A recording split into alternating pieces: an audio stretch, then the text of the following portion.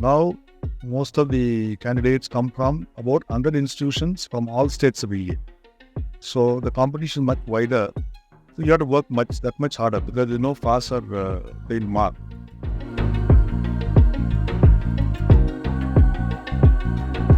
Hello, Success Seeker. I'm Vartika Tyagi, your host for the HinduZone. Today, I'm very honored to be here with Mr. Ramasundaram sir, who's a former IAS officer from branch 1979. Hello, sir. I have some few questions for you, and my first question for you is, how do you started your journey as a UPSC aspirant, and what inspired you the most? See, the motivation for joining the IAS came partly from within my family, because I had my grandfather and uncle who were already in the IAS, and also some of my senior officers who motivated me because of the sheer variety of jobs you get to do in the IAS. You can do public service jobs, you can do corporate jobs, you can do international jobs.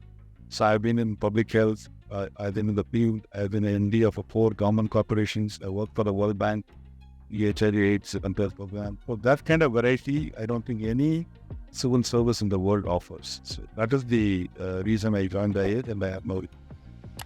And sir, my second question for you is, what do you want to advise for the new aspirants, fresh aspirants? What do you advise them? They are preparing for UPSC exam and civil services exams. So what is your advice for them?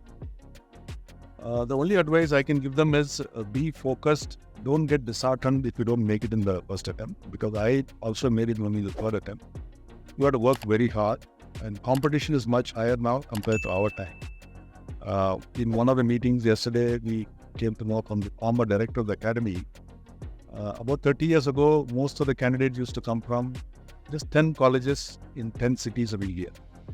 Now, most of the candidates come from about 100 institutions from all states of India. So the competition is much wider. So you have to work that much harder because there's no pass or fail mark.